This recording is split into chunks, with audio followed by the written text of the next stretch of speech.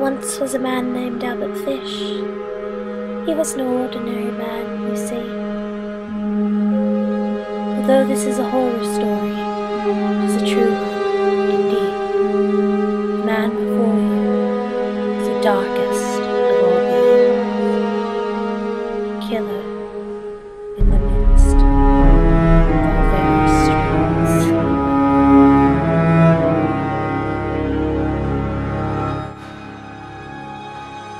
In his childhood, Albert Fish lived in an orphanage after his father died, and his childhood was rather normal.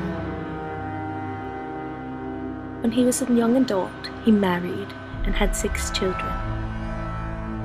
His wife left him for another man, and he was left alone to care for these 6 children, but he never, ever abused or killed any of his own.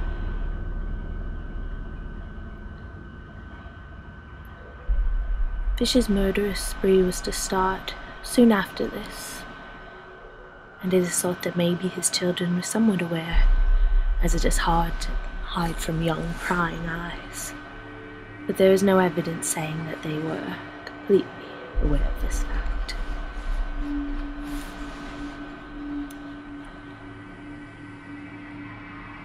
Albert believed he was doing God's work. He justified each and every single thing he did with the Holy Bible. And the scariest part is that it wasn't much of a stretch.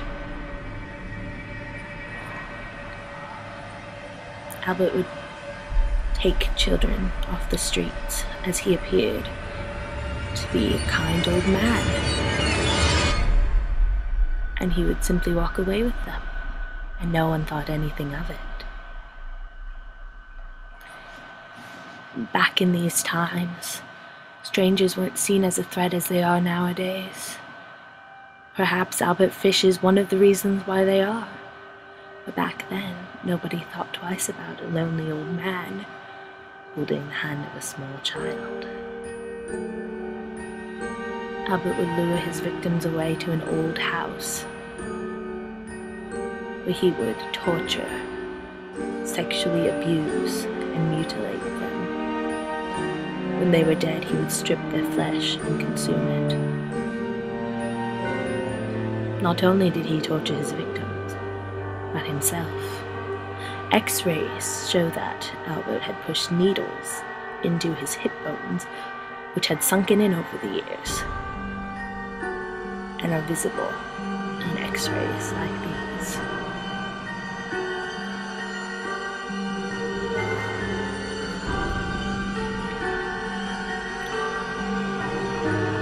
Albert killed at least 14 girls,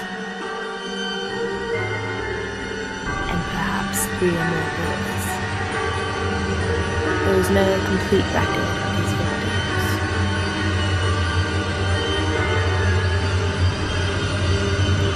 He also used instruments of torture, such as paddle wooden and nails stuck in them. He'd use this on himself and his victims. And again, every single thing he did was justified in the Bible, which, as you can see, contains many, many harmful thoughts for a sick mind to intake. It's possible that Albert was schizophrenic. He is quoted saying, "I like children, they are tasty." It is quite possible that he was bipolar. As these studies of the time were not as intense as they are nowadays, there is no record of either, but it is thought that it is possible.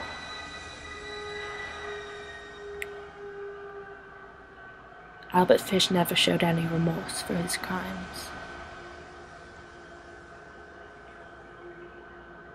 He was caught when he sent a letter to the parents of one of the children he abducted, explaining in gruesome detail exactly how he mutilated her.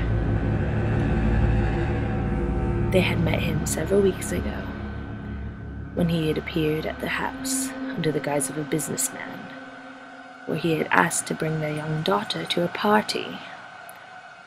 The parents allowed the girl to go, but she never returned. Weeks later, they received the letter, which the police were able to trace to Albert.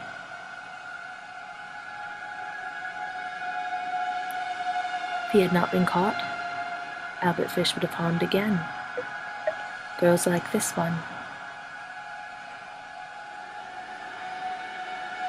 He was a sadist, and he thirsted for blood.